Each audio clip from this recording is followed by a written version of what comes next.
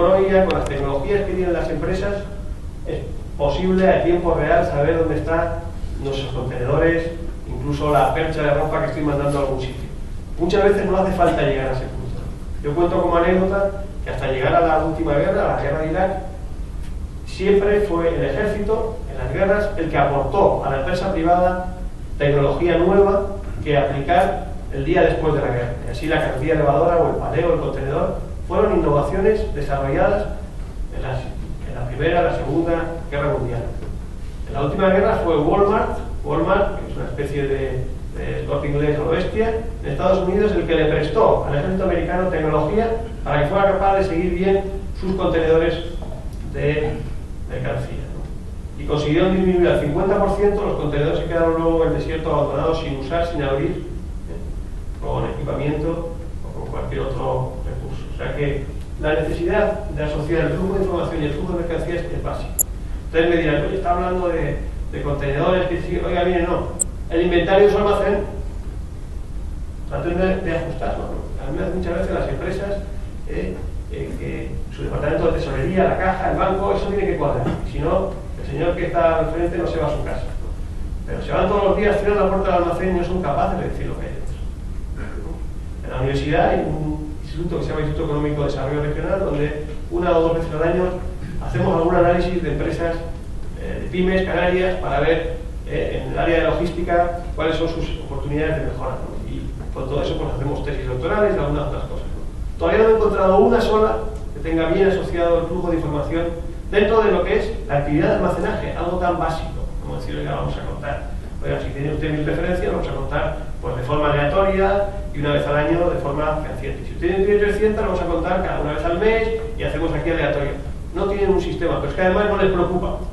Y cuando le dices, oiga, mire, está usted perdiendo el 4 o el 5% de sus ventas por mermas, robos, roturas, hurtos, pues lo dan por hecho. Y a lo mejor en ese porcentaje se le está yendo la rentabilidad y la supervivencia, ¿no? O sea, que asocien el flujo de información al flujo de material. Traten de saber en todo momento dónde tienen cada cosa. Probablemente van a descubrir que les faltan muchas cosas. Bien, perfecto. Pero ya están ustedes en lo que se llama la incompetencia consciente. Ahora, soy un incompetente para gestionar al 100% bien mis recursos, pero ya soy consciente de ello. Ese es el principio de la excelencia. La mayor parte de las empresas están en la incompetencia inconsciente. Me desaparecen, se rompen, me roban, no sé, y no tengo ni idea. Y encima, creo que no me va mal en ese tema. No me va mal. No me va mal. O sea que ahí, ya no les estoy diciendo que abran sus ordenadores, que sea lo ideal, a sus proveedores, o que se interconecten con sus clientes. Den un primer paso tratando de controlar lo que tienen en casa. De verdad, ahí ya tienen un par de puntitos de margen que ganar en este año.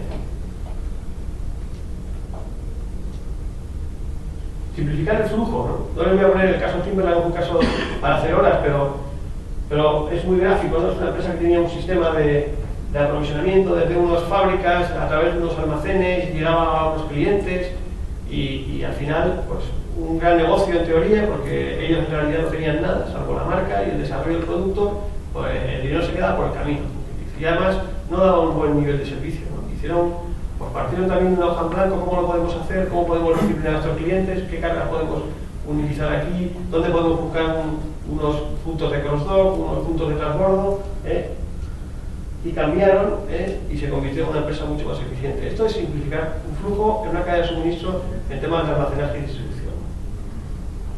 Se trata de levantar su plano y vamos a buscar cómo lo podríamos hacer. ¿Por qué tengo aquí 3 almacenes? ¿O por qué tengo aquí uno? ¿O cómo podría? ¿Y qué pasaría si mi tiempo de entrega pasa de 24 horas a 48 horas? ¿Necesito la misma red? ¿Necesito menos? ¿El cliente lo va a apreciar? ¿No lo va a apreciar? Simplifique. Para simplificar hay que rediseñar, ¿no? Tienen ustedes un diseño, entren con unas tijeras, levántenlo y traten de reducirlo. Vamos a hacerlo sencillito. Todo lo que es complicado es caro. Y la gestión de la demanda. Y en la gestión de la demanda es donde voy a entrar un poquito más, porque aquí hay también personas con distintos niveles de conocimiento, para recordarles, porque todos lo conocerán, algunas reglas básicas, ¿no? Que no empleamos.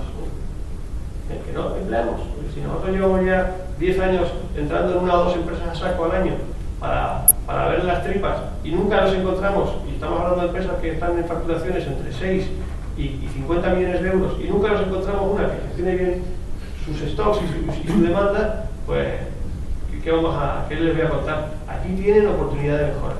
Aquí, en La Palma y en Rusia, vayan donde vayan. Pero aquí es más importante, porque aquí ustedes tienen un mercado limitado, tienen los sobrecostes que vimos antes, y lo pasan mucho peor que a lo mejor el que, teniendo estas ineficiencias, está en otro lugar, con acceso a otros mercados. Vamos a recordar lo que es un stock. A mí me gusta mucho poner este ejemplo cuando hablo de stocks, sobre todo para recordarles que ustedes de lo único que pueden ser capaces de gestionar es el grifo de entrada. El grifo de salida es el mercado. Con lo cual lo que tienen que conocer más o menos bien es cómo va a salir el grifo de salida para evitar que se les llene la bañera y se les caduque el yogur o se les caduque cualquier producto que tengan ahí. O las zapatillas de deporte, que también tienen caducidad. Esto es básico, pero es un concepto que deben de tener todos en la cabeza. Vale, yo soy el que abre el grifo. Yo he visto empresas en donde la función de compra es de las últimas funciones que un empresario delega. Yo creo que la suele delegar 10 minutos después de fallecer. O sea, nunca, ¿no? Y me perdonen aquí si alguien se da por aludir. Pero es la realidad, ¿no? A pesar de que genera mucho estrés y muchas veces realmente es 1 o 2 negociaciones al año con tus proveedores habituales los que generan valor. Y el resto es pura administración. Como se gestiona de una forma centralizada, rara vez se apoya en buenos sistemas de información. Se sigue trabajando con las planillas de toda la vida, con mi hojita, esto es como yo empecé, y es básico asociarlo a la salida. Es básico. No hace 3 meses, un amigo mío me dice, oye, quiero comprar un almacén nuevo en Lanzarote. Me gustaría que le echaras un vistazo al que tengo, por si sabes de alguien que quiere alquilar o vender y tal, y quiere alquilármelo o comprar. Bueno, perfecto. Y en un viaje a Lanzarote a mi empresa me acerqué a ver su almacén. Y entonces miré lo que había, eché un vistazo, conozco más o menos lo que vende, es un gran distribuidor de productos de hostelería. Y le pregunté, oye, ¿y por qué vas a necesitar más almacén? No, si necesito más almacén, las ventas están subiendo, tal. Y le dije, dame estos 2 datos. Dame el stock de tu almacén valorado y las ventas del último año. Tenía existencias para 1 año de ventas, promedio, de productos alimenticios, muchos de ellos con fecha de caducidad. Le dije, mira, le dije de broma, como los americanos con sus satélites vean que tan cerca de África hay tanta comida,